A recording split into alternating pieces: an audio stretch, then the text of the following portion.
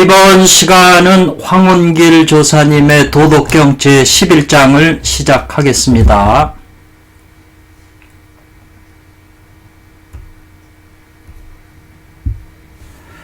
제11장인데요.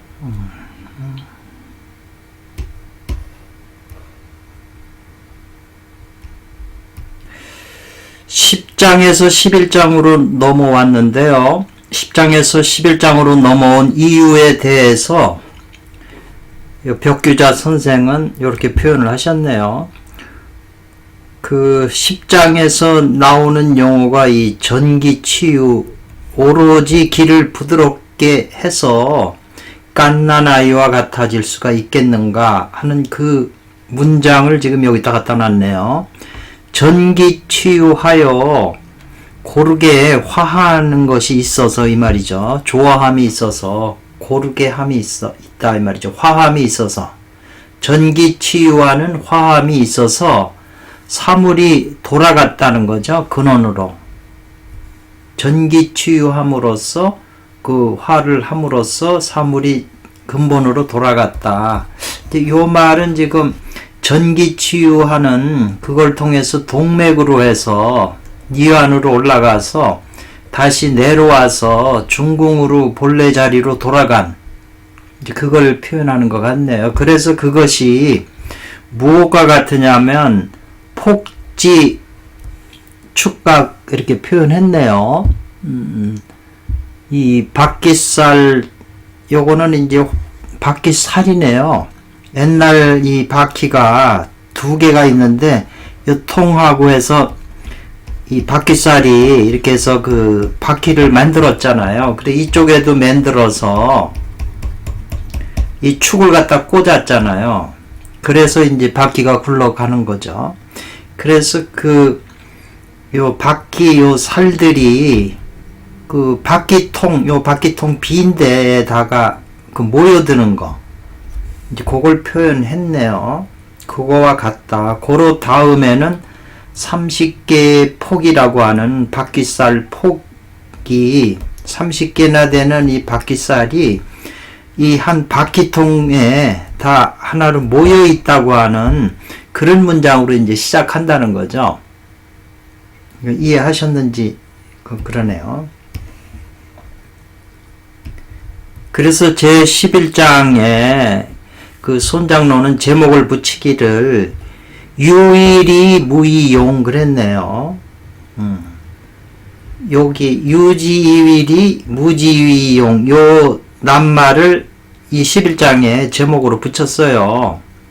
유로서 이익이 있다 이 말이네요. 이로움이 되고 유로서 이로움이 되고 무로서 그 사용하는 용도가 된다는 거죠. 물을 사용한다는 거죠.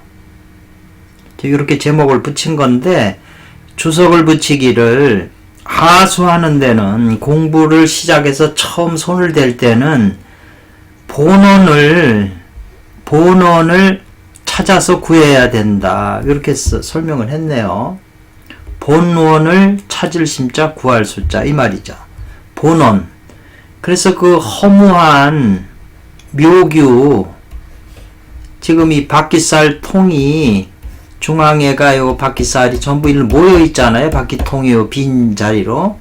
그래서 이 모여 있는 이 구멍이 비어 있는 구멍이 허무한 묘규가 돼서 곧 이것이 수행하는 도의 쓰임이 된다 이 말이죠.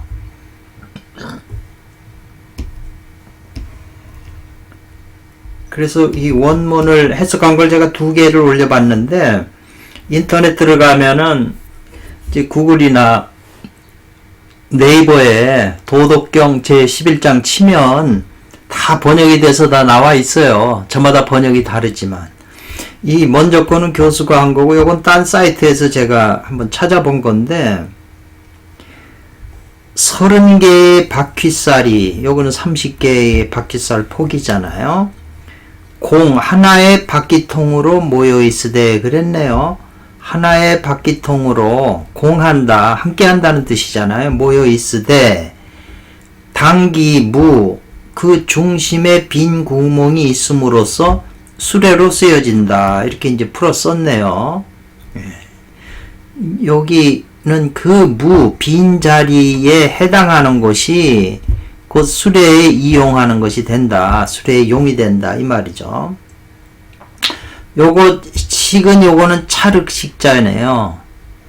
요 연자는 이렇게 이 진흙을 갖다가 물을 넣고서 진익인다는 거죠. 밀가루 반죽하듯이. 찰흙을 이겨서 그릇을 그릇이 됐다 이 말이죠. 찰흙을 이겨서 그릇이 되면 마땅히 그 무가 이제 그 가운데 빈 곳이 있음으로써 유기지용, 그릇으로 이용된다. 이렇게 설명했어요. 그릇이 이렇게 있으면 요 빈 자리에 물건도 담고 커피도 담고 한다. 이 빈 것이 유용하다는 거죠. 그릇에 쓰는 용도라는 거죠.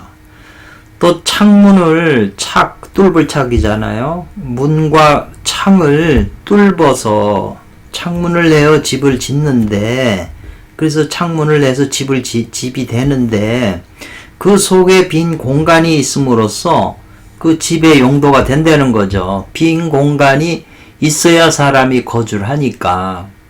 그 말이죠. 그래서 그런 거로 유지위리 이 말이죠. 그 유는 물을 이용해야 이렇게 쓰여진다. 이 말인데, 예를 들면 이 도자기에서도 유라고 하는 거는 지금 이 찰흙으로 빚어서 만든 이 모양의 틀을 말하는 거죠. 예. 그런데 이 빈 공간이 있기 때문에 그래서 용을 쓰는 거죠. 용을 삼는 거라는 거죠. 그래서 모든 사물이 다 그렇잖아요. 빈 공간이 있어야 그 공간을 이용하기 위해서 집도 몇 평 하는 게 전부 그 빈 공간에 평수를 사람이 거주하려면 이제 그렇게 필요한 거잖아요. 당연하게. 근데 요 사람은 해석을 더 잘한 것 같아서 제가 지금 올려놨는데, 30개의 바퀴살이 모여 하나의 수레살통을 이룬다. 수레살통에 빈 공간이 있기 때문에 비로소 수레에 쓰임새가 있게 된다. 진흙을 빚어서 그릇이 만들어진다. 그릇에 빈 공간이 있기 때문에 비로소 그릇에 쓰임새가 있게 된다. 문과 창문을 뚫어 이제 방이 만들어진다. 문과 창문 사이 안에 빈 공간이 있기 때문에 비로소 방으로서의 쓰임새가 있게 된다.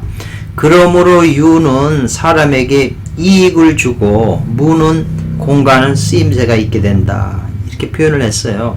거의 비슷한 내용인데 이렇게 설명을 많이 했네요. 그러니까 이 원문 한문만 보고는 명확하게 직역해서 이렇게 설명하면 더 단순하게 이 번역이 줄어들 수가 있는데, 조금 이게 이제 설명을 쉽게 하느라고 이렇게 길어진 거네요. 네.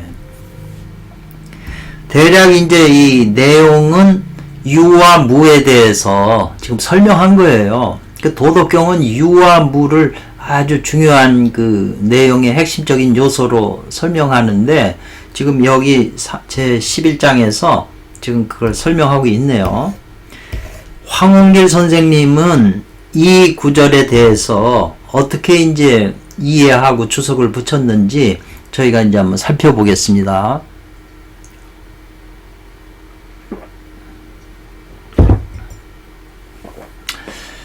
부는 대저 무릇 뭐 이런데 해석을 안 하고요. 도는 생겨났다는 거죠. 어디에서? 이 어자하면 장소, 어디에서? 홍몽의 처음에서 태어났다. 이렇게 이제 표현을 했네요. 홍몽이 시작하는, 거기에서 이제 생겨났다. 이렇게 표현해요. 홍몽은 혼돈이잖아요. 그러니까 아무것도 생기지 않았을 때, 아니면 혼돈한 상태, 아니면 원기로만 있었던 그런 상태. 그래서 그 도는 홍몽하는 시에, 홍몽의 처음 시작에서 생겨났는데, 그 도는 허무한 그 중에 섞여 있었다 이 말이죠. 혼합되어 있었다. 그래서 도는 보려고 해도 보이지 않고, 도에서 무슨 소리가 나는가 들으려 해도 소리가 들리지 않는다 이 말이죠. 그렇기 때문에 이 수지자, 그것을 닦는 자, 도를 닦는다고 하면 이상하지만 그래도 말로 표현할 때 이제 그렇게 하는 거죠. 억지로요. 그것을 닦는 자는, 도를 닦으려고 하는 자는 또 어디로 쫓아서 하수하겠는가 이 말이죠. 손을 대겠는가. 보이지도 않고 들리지도 않고 그 허무한 가운데 섞여 있기 때문에 뭐 어떻게 손을 댈 수가 없잖아요, 인간이. 그러니까 어떻게 하수해야 되냐. 그 근원에 허무한 가운데 섞여 있는 도를 어떻게 해야 내가 접촉을 하고 작동을 시키고 접촉해서 그 기운을 내가 내 몸 안에다 쌓을 수 있겠냐 이 말이잖아요. 하나로 통해져 가지고. 그 요 내용도 그 능언경 개운화상이 거기 저 서문에 쓴 거 보면 이 도라고 하는 게 망망대해와 같은데, 우주 망망대해 같은데 어디다 손을 대냐 이 말이죠. 그 비슷한 얘기죠, 이것이. 근데 요 주석을 보면 예를 들면 만일 능히 요 여자는 예를 드는 뜻도 있지만 만일 뭐뭐가 같다 이 말이죠. 만일 능히 내가 부모에게서 아직 태어나기 이전에서 심득한다면, 능히 득자는 요거는 강조하는 거예요. 요 심자를 찾을 수 있다면 이 말이죠. 내가 부모에게서 아직 태어나기 전에 그 상태를 찾을 수가 있다 이 말이죠. 찾고 또 수화목금토 오행이 불착처에서 아직 오행이라고 하는 게 나타나지 않은 곳에서 벌득 요것도 찾을 벌자예요. 득은 강조고 찾을 수 있다면 능히 이런 전제 조건이 붙었잖아요. 그러면 도는 이 말이죠. 있다. 어디 있냐면 황홀하고 허무한 그 진중에 있는 곳에 있다는 거죠. 황홀하고 허무하고 진중에 있는 곳, 진중에 있는 곳에 있다. 진중에 있는 곳에서 있다 이 말이죠. 그래서 앞에 홍몽이라고 하는 것은 하늘과 땅이 아직 갈라지지 아니한 혼돈 상태고, 기독교의 땅이 혼돈하며 이런 표현이 있잖아요. 지금 그거하고 같은 표현이에요. 천지자연의 그 원기로 있는 상태. 예. 그런 표현을 갖다가 홍몽의 시라고 그랬네요.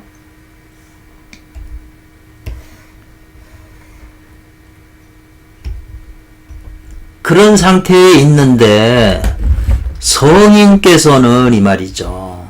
도를 이룬 이 성인께서는 안다는 거예요. 뭐를 아냐 이 말이죠. 도의 지금 바탕이 들을 수도 없고 볼 수도 없는 그런 도의 바탕이 형체도 없다는 거죠. 아무 형체도 없는데 도의 바탕체는 그렇다 이 말이죠. 그러나 도의 용은 요 상이 있다는 거예요. 도가 작용하는 것은 있다는 거죠. 도라는 게 죽어 있는 게 아니기 때문에 보이지도 않고 들리지도 않고 그 바탕은 아무 형체도 없지만 그것이 작용하는 것은 어떤 모습이 있다는 거죠. 그래 이 형이 아니고 요 상이 있다. 요 상자를 썼어요. 도가 작용하는 데는 어떤 그 상이라는 게 있다는 거죠. 이게 이제 우리가 도를 찾을 수 있는 근거가 되는 거죠. 체는 찾을 수가 없지만 그 용을 통해서 체를 찾을 수 있다 이 말이겠죠. 그래서 어시에 그리하여 이 말이죠. 그래서 이 말이죠. 유로서 유상이잖아요. 유상으로서 그 무형을, 이 형자는 뭐냐면 나타낼 수 있다. 나타낼 형, 드러낸다 이 말이죠. 나타내거나 드러낼 수 있다는 거죠. 도의 용인 유상 가지고 도의 바탕인 무형을 드러낼 수 있고 나타낼 수 있다는 거죠.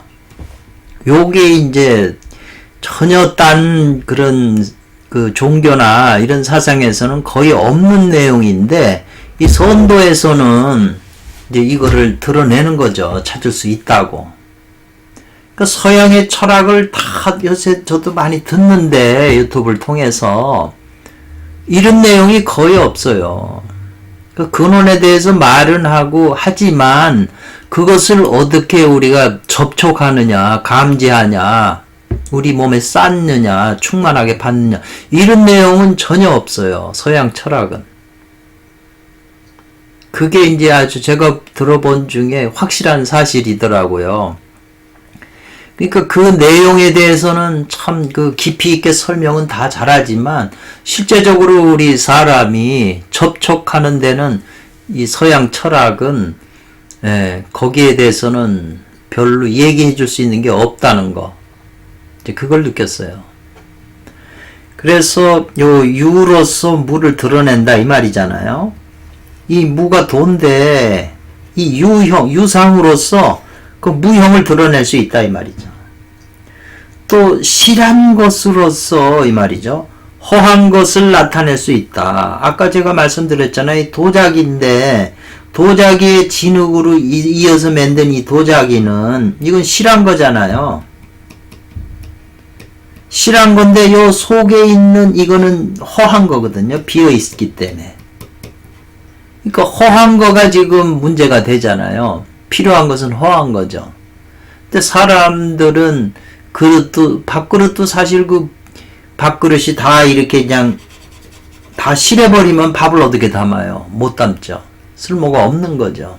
그 빈 것이 있기 때문에 용도가 생기는 거죠. 그러니까 실로서 허를 또 드러내고 나타낼 수 있다 이 말이죠. 그래서 그걸 뒤집어 얘기하면 훔친다는 거예요. 그 혼돈한 그 향, 고향. 지금 혼륜이라고 지금 홍몽이나 이렇게 표현을 했잖아요. 거기에 홍몽한 그런 혼돈의 고향에서, 이 언어에서 그 길을 훔친다는 거죠. 선천기를, 태화일기를, 천공일기를.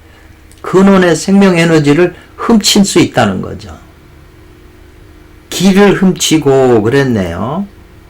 도둑질하고 묘명한 그 장소에서 그 신을 수렴한다. 거둘 수 있다는 거죠. 수렴할 수 있다는 거죠. 그러니까 기와 신을 혼돈하고 묘명한 곳에서 신과 기를 훔쳐서 거둘 수 있다 이 말이죠. 그래서 주석을 보면 이 혼돈의 고향하고 이 묘명한 요 장소라고 하는 것이 곧 이것이 뭐냐, 뭘 가리키냐 하면은 선천의 진중을 가리킨다. 요 중이 중요한 거예요. 선천의 진중을 가리킨다. 그래서 이 도는 이 말이죠.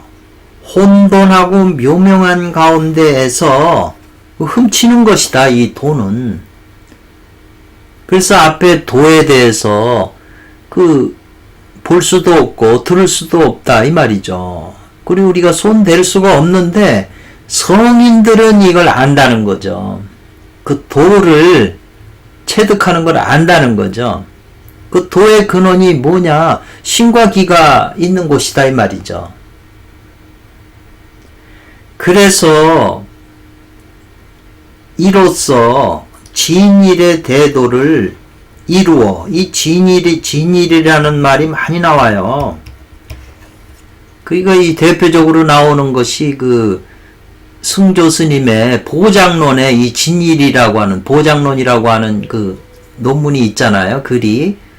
그 감옥에서 죽을 때 썼다는 그 보장론이죠. 유명한. 근데 거기에도 이 진일이라고 하는 아주 유명한 말이 자주 등장해요. 그래서 진일의 큰 도, 대도를 성취한다 이 말이죠. 신과 기를 거두어서, 훔치고 거두어서. 그래서 이 영원이 된다는 거예요. 뭐냐면 불사지 신선언, 죽지 않는 신선이 된다는 거죠. 이 언이라고 하는 거는 무엇이다 끝내는 조사예요. 이런 주석이 도덕경에는 거의 없어요. 일반 도덕경에는. 지금 지금 저도 옛날에는 황공길 이 도덕경이 어려워서 그렇게 안 했는데 요 근자에는 굉장히 지금 낙육당어로 가고 이 도덕경 정의가 굉장히 그 마음에 와닿아요. 굉장히 그 글이 이 가슴에 와닿거든요.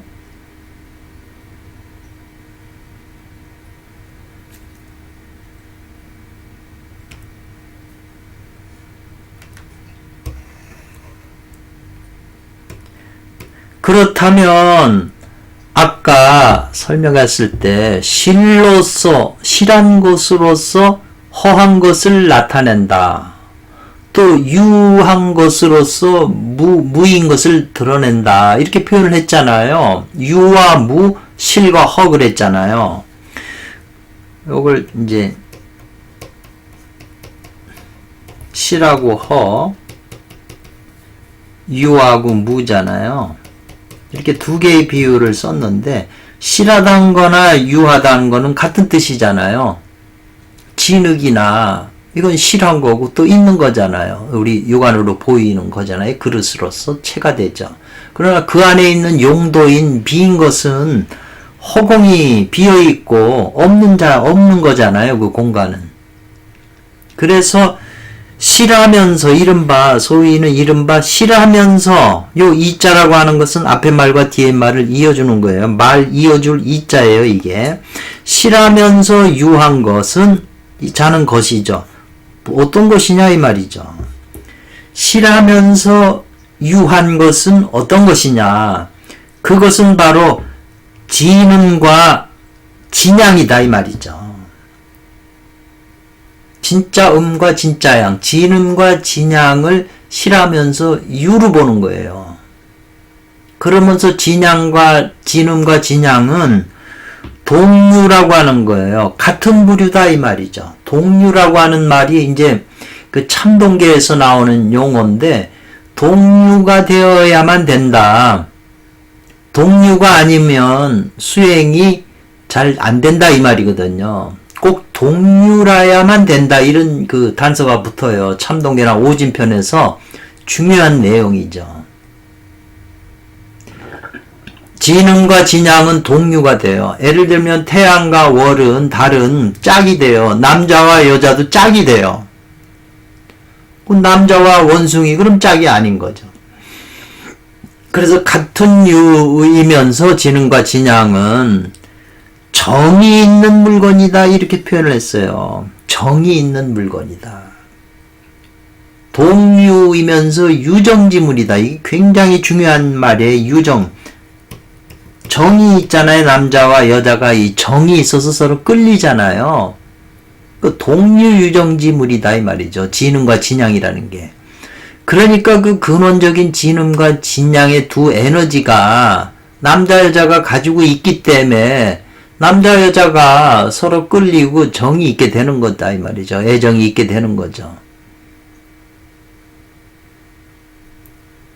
또 이렇게 설명하고 그러면 이른바 허하고 무라고 하는 것은 또 어떤 것이냐 이 말이죠. 실하고 유하고는 설명을 했는데 허하고 무는 뭐냐 이 말이죠. 이것은 바로 선천 대도의 근원이다 이 말이죠. 근원이며 용과 호랑이 이팔에 처현지 기가 이것이다 그랬어요. 이게 아주 유명한 말이에요. 용호라고 하는 말이 이제 선도에서 많이 나오는 이 용어예요. 뭐 주역에도 나오는 거죠. 용호라고 하는 거. 뭐 좌총용 우백호. 동쪽은 용이 되고 서쪽은 호가 되고 용은 남자가 되고 호랑이는 여자가 되잖아요. 이제 그 상징성이 굉장히 많은데 선천대도의 근원인 용과 호랑이가 이팔이라고 하는 것은 용도 8량, 호랑이도 8량. 그러면 이팔 2개의 8량이면 16량이면 한근이 되죠. 용과 호랑이 이팔에 초연직이라고 그랬어요. 이 현자도 이 우리가 상현, 하현 그러거든요. 달을 얘기할 때 상현은 달이 이렇게 차 올라갈 때 이게 현이잖아요. 또 하현은 이렇게 돼서요. 밑에가 이 현이 달린 거죠. 달이. 날짜에 따라 이렇게 되는 거죠. 초팔일 때는 상현이고 23일인가 그럴 때는 또 하현이잖아요. 달이 그렇게 되잖아요. 그래서 그 현이라고 하는 말은 이제 그 이 바이올린 현을 뭐 한다 이런 표현이 있잖아요. 이것은 즉 뭐냐? 현관일교, 선천일기, 양생, 활자시, 양이 생겨나는 그 시간이 활자시라고 하는데 이것이 모두 다 허하고 무한 것이다 이 말이죠. 허하고 무한 것은 지금 요 용호 이빨 초연직인데 이제 그렇게 표현한 거죠. 그래서 이 허하고 무한 것은 기만 있어요. 원기라든가 그 기만이 있고 질은 없다 이 말이죠. 질은 없다. 우리가 보는 그런 질이 없다는 거죠. 그래서 이제 대도가 드러날 창자잖아요. 드러난다 이 말이죠. 지금 이 우리가 근원인 도를 우리가 서로 접촉하고 감지하고 그 에너지하고 교류할 수 있는 지금 방법을 지금 설명한 거죠. 예를 들면 진음과 진양은 이게 지금 진음 플러스 마이너스인데 이게 음량으로 떨어져 있잖아요. 근데 그 위에는 태극인 1이 있다 이 말이죠. 요거는 음량을 같이 가지고 있는 거죠. 하나로. 요 진음 진양은 둘이잖아요. 그리고 1 이전에 제로가 있잖아요. 그러니까 요 2를 알려면 진음 진양이 합해서 완전히 하나가 되면 태극이 되고 그 태극이 작용하면 제로라고 하는 무극의 그 혼돈 바탕에 있는 그걸 알 수 있게 된다는 거죠. 그렇기 때문에 이 동양의 이 선도가 이 서양의 철학이 못 미치는, 절대 미칠 수가 없는 그런 내용을 가지고 있는 거죠. 그러니까 이 주역도 전부 무극태극 음양 오행 사상이잖아요. 그게 근본적인 건데 그게 모든 걸 다 포괄하고 있다는 거죠. 지금 요게 실과 유, 허와 무를 설명을 했는데 지금 이 용호라고 하는 이것이 굉장히 이제 다른 텍스트들을 보면 자세하게 설명되어 있어요. 인간 안에는, 한 사람의 인간 안에는 용과 호랑이 무한히 많다는 거예요. 그 오원자 선생님이 하신 그 책에 보면 용호가 무량하다는 거죠. 우리 안에. 즉 구제푸는 나라고 하는 게 하나가 아니다. 그건 수천 수만 셀 수 없이 많다라고 그랬어요. 이 나라고 하는 존재가. 그거하고 비슷한 얘기거든요.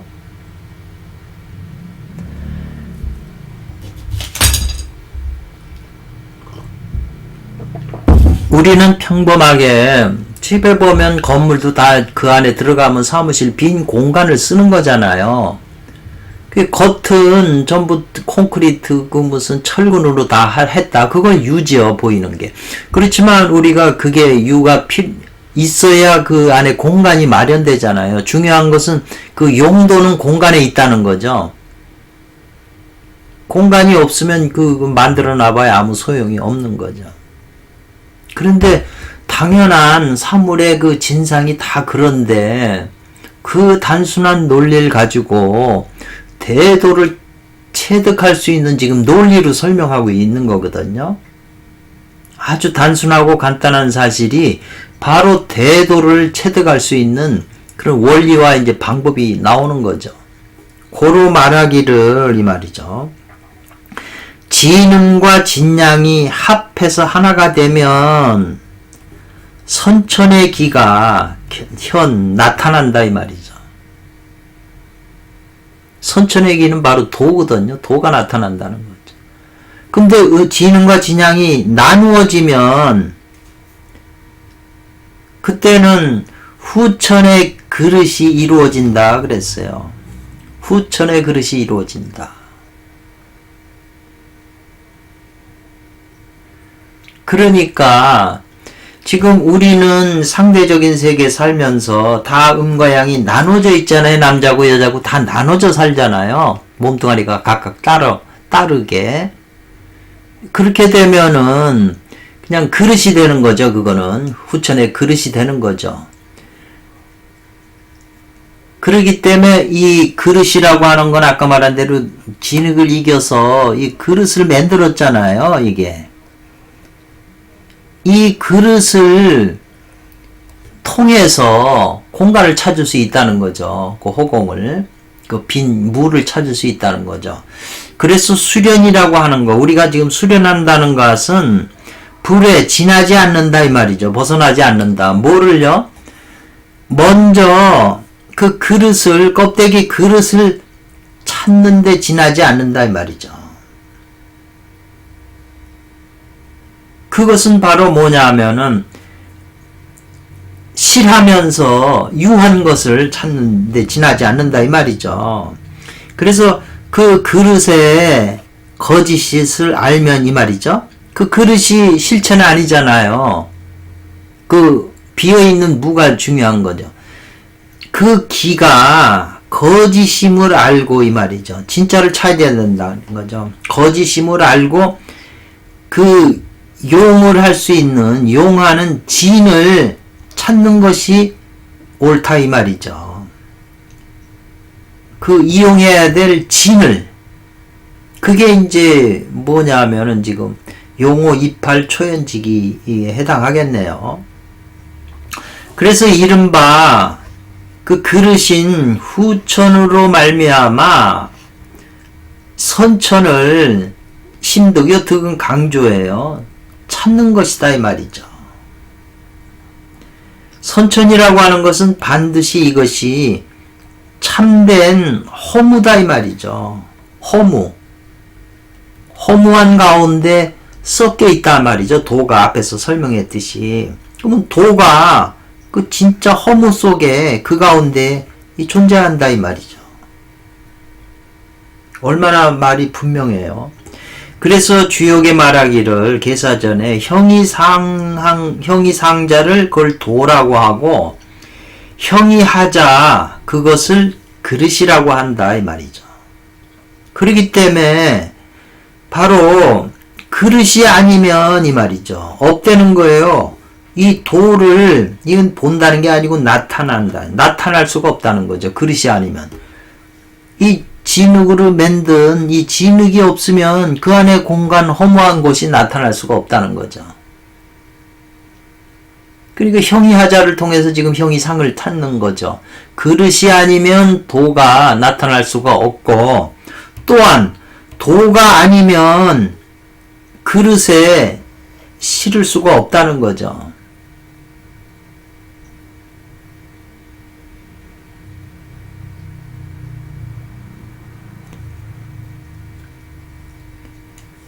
묘한 말이죠. 형상자 위지도, 형하 위지 기. 그래서 도와 그릇에 대해서 형이 상과 형이 하에 대해서 지금 서로 관계를 가지고 있음을 설명을 하고 있네요.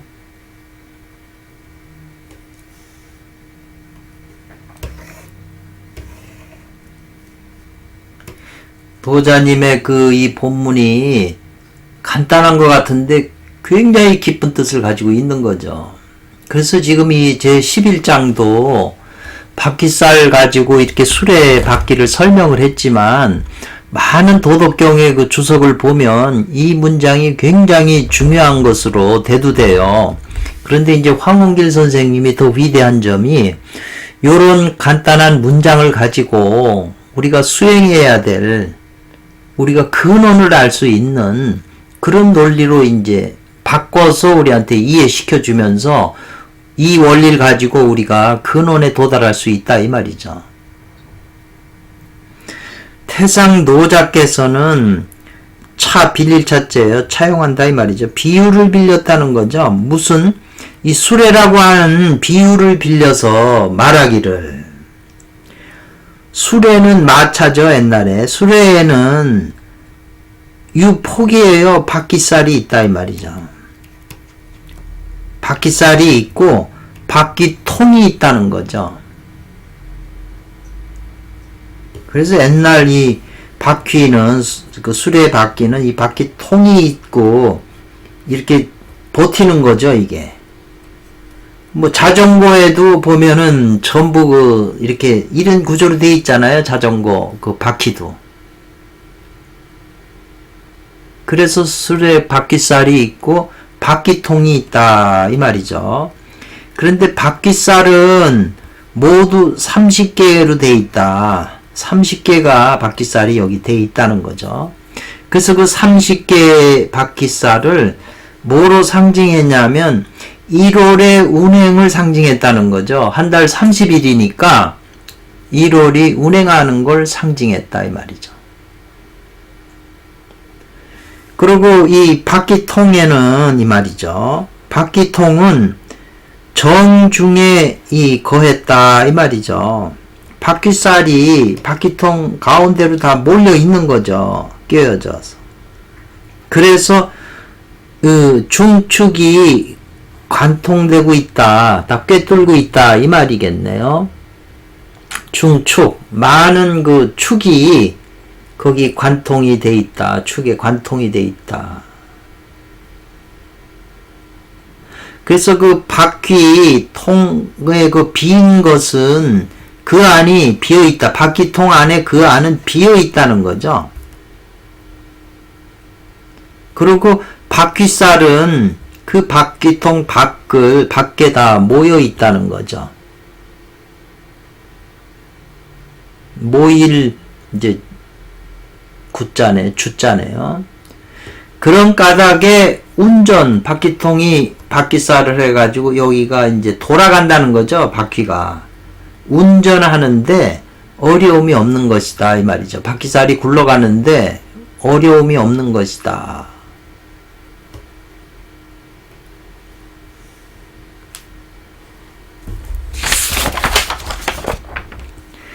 만약에 말이죠. 이제 예를 들어서 만약에 그 바퀴통 그 안에 아니면 있지 않으면이죠.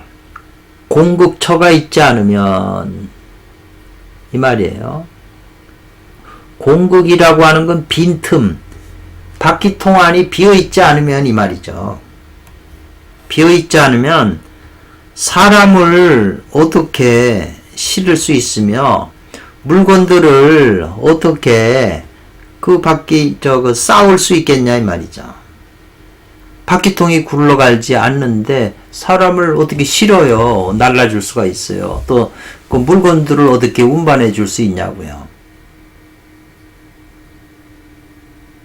고로 말하기를 그 무에 해당하는 것이 그 비어있는 무에 해당하는 것이 곧 이 수레의 용도가 된다 이 말이죠. 비어있는 곳이. 집도 지어놓으면 시멘트나 뭐 이런 것은 다 유에 해당하잖아요. 그러니까 그 안에 있는 빈 공간은 무에 해당하죠. 그러니까 그 무를 우리가 쓰는 거죠. 근데 바깥 집을 지어놓고 그 안에가 다 꽉 채워져 있으면 사람이 머물 곳이 없잖아요. 그 용도가 안 되는 거죠. 또 무엇과 같으냐 하면 도자기 같은 것도 도자기 그릇도 그러하다는 거예요. 도자기를 만들려면 물과 흙을, 진흙을 갖다가 섞어가지고 이 흙을, 진흙 토를 짓이긴다 이 말이죠. 이겨가지고 반죽을 해가지고 그 틀을 만드는 거죠. 그릇을 만들어서 한번 그 치련을 거치면 불을 갖다가 이제 풀무지를 해서 바람을 불어서 불을 달궈 가지고 그 도자기 그 가만에다 넣어서 불을 떼야 되잖아요. 그래야 이제 도자기가 만들어지는 거죠. 그러면 도자기라는 것도 그릇이라는 것도 사발 그릇을 만들었으면 이 바깥은 실하잖아요. 진흙으로 만든 거지만. 그렇지만 그 속에 빈 공간은 중앙에는 비어 있다는 거죠. 그래야 도자기라고 할 수 있죠. 그렇기 때문에 궁구해보면 이 말이에요. 헤아려 보면 무릇 사람이 이용하는 것은 그릇에서 도자기에서 그릇에서 이용하는 것은 이 연식지 실에 있는 게 아니에요. 찰흙을 이겨가지고 만든 이 끝에 이렇게 찰흙을 만든 이 실에 보이는 유형에 있는 게 아니고 그 그릇 안에 속에 비어있는 그곳에 있다는 거죠. 그 비어있는 곳에 차를 따리거나 커피를 넣거나 해서 먹는 거니까 그 공간이 우리가 쓰는 거죠, 실제로.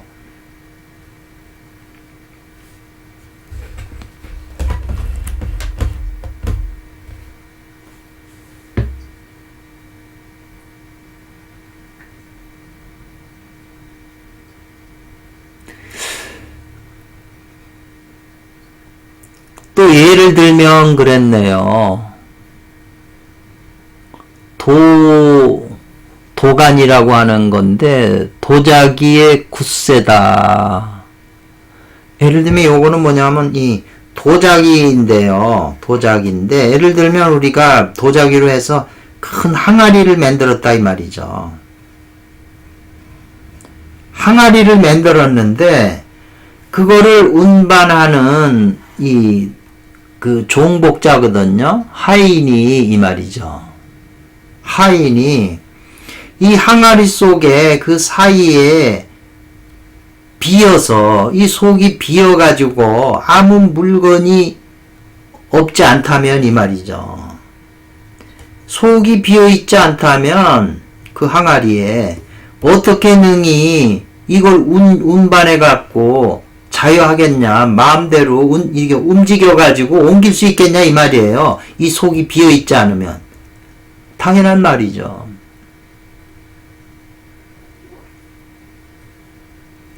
비어있으니까 손을 집어넣고 이렇게 움직일 수가 있잖아요. 잡을 데가 있어서. 그러니까 말하기를 마땅히 그 비어있는 부분이 곧 그릇의 용도가 된다는 거죠. 도자기나 밥그릇을 만들어 놓고 속이 비어 있지 않은 거면 그 어디다 써먹겠어요. 너무 당연하고 너무 사실적이고 너무 우리가 일상생활에서 보는 거니까 당연한 것 같아도 가만히 따지고 보면 일상생활에서 뭐 커피니 뭐니 안 먹고 그릇에다 뭐 다 먹으면 다 비어있는 데다가 이제 비어있는 부분이 없다면 그 용도가 안 되는 거죠.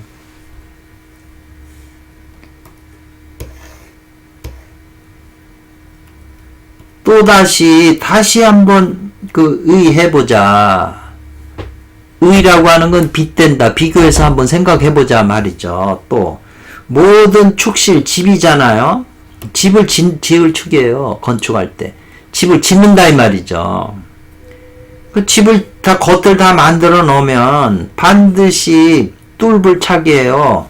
문과 창문의 틀을 집안의 그 가운데에서 그 집 안에서 다 창문이나 그걸 뚫잖아요. 창문을 만들잖아요. 창문을 만든 이후에 이 햇빛이 광명이 크게 이제 펼쳐진다 이 말이죠. 그래서 미쳐서 이 집을 실내인 곳을 들어오는 데 미쳐서 이 말이죠. 조금 어려운데 그 집 안으로 들어오게 되면 이 말이죠. 그러니까 창문이나 문이나 창문도 또한 각 무용이다, 쓸모가 없다고 느낀다 이 말이네요. 왜냐하면 집을 져서 그 안에 이제 사무실에 집을 졌는데 창문이나 문틈은 여기다가 열어놔서 햇빛은 들어오지만 그렇다고 해서 그 열어놓은 데서 뭐 잠자고 그럴 수는 없잖아요. 이거 빈 공간에서 이제 움직여야 되잖아요.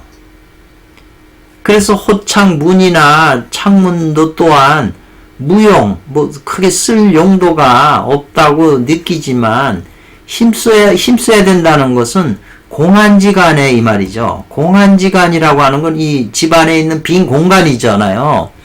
빈 공간에 여기 감룡슬 무릎슬자 썼네요. 이걸 앞만 찾아봐도 무슨 소리인지 모르다가 이제 중국 그 구글에 들어가서 찾아보니까 감룡술이라고 하는 게 이제 그 공간이 무릎이나 간신히 놓는다는 뜻으로 방이나 장소가 매우 비좁다는 뜻으로 이제 감내한다, 용납함을 무릎이나 들어갈 정도의 좁은 사무실을 이제 받아들인다, 용납한다는 이런 뜻이에요. 감용슬. 그러니 저걸 보면 처음 보는 사람은 도대체 무슨 말인지 모르죠. 그 좁은 공간에서 자기 사물을 힘써야 된다 이 말이죠. 뭐 창문 뚫어놓는데 그 공간을 뭐 내가 거기 들어가 봐야 그 바깥으로 떨어질 뿐이잖아요. 그걸 쓰는 건 아니잖아요. 있어도, 거기 비어 있어도. 비록 말이죠. 유형에 머물러도 이 유형적인 거잖아요. 건물은 유형 자체는 유형적인데 머물러도 이로써 그걸 집이라고 하지만 반드시 그 공재, 그 집안의 공간을 쫓아서 이로써 거기에 이제 거주한다는 거죠. 그 공간이 없으면 집이라는 게 아무 용도가 없는 거죠. 고로 말하기를 그 무에 해당하는 것이, 그 빈 공간에 해당하는 것이 즉 집에서 쓰는 용도다 이 말이죠. 너무 단순한 거길래 이해가 안 될 수도 있어요. 너무 단순한 그 쉬운 얘기이기 때문에.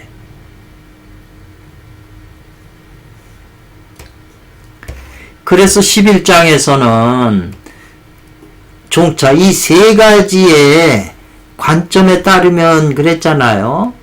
처음에는 수레에 대한 비유를 했고, 두 번째는 도자기 그릇에 대해서 얘기를 했고, 세 번째는 이 집이라고 하는 그런 걸 예로 들어서 지금 설명을 했잖아요. 비유를 들어서. 너무 단순하고 당연한 걸 예를 들었는데, 이런 것은 무비 아님이 없다는 거죠. 뭐가 아님이 없어요? 유상이 아님이 없다는 거예요. 아까 그 무형하고 유상에 대해서 설명했잖아요. 성인은 도의 체인 무형을 알고, 그 다음에 도의 용인 상이 유상을 안다고 그랬잖아요. 그러니까 그 유상이죠. 도의 용인 유상으로서 이 말이죠. 이 유상이 아님이 없다. 그래서 그 유상으로서 수레를 얘기를 하고 도자기 그릇을 말하고 집을 표현한 것이 아님이 없다 이 말이죠. 유상. 그리고 무상으로서 이 말이죠. 상이 없는 것으로서 그 수레에다가 물건을 싣고 또 도자기 그릇 안에 감추고 또 집 안에 지어가지고 거기 머무는 거 공간이니까 이거는 무상이 되겠죠. 그래서 무릇 유상과 관계에 있는 것은, 관계하는 것은 즉 속한다 이 말이네요. 추행지 리에 속한다 그랬어요. 추행지 리. 추행지 밀고 나감, 보급한다. 상이 있는 것은 밀고 나가는, 보급하는 이로움이 있다. 그리고 무릇 무상에 거하는 것은 이 말이죠. 즉 추행지 용에 여유가 있다. 이 여유가 있다. 이거는 용납하다, 받아들인다 이 말이죠. 밀고 나고 하는 그것을 용도로서 받아들인다. 이런 표현이에요. 그래서 원문에 말하기를 유로서 이익을 삼고 무로서는 그 활용하는 것이 된다는 거죠. 빈 공간을. 지금 너무 쉬운 말을 이렇게 한문으로 쓰니까 이제 헷갈리는데요. 어려운 얘기는 아니에요. 너무 단순한 얘기인데 지금 이 단순한 얘기가 우리가 수행하는 핵심 원리가 되기 때문에 지금 연결시키느라고 이해하려니까 좀 어려운 면이 있는 거죠.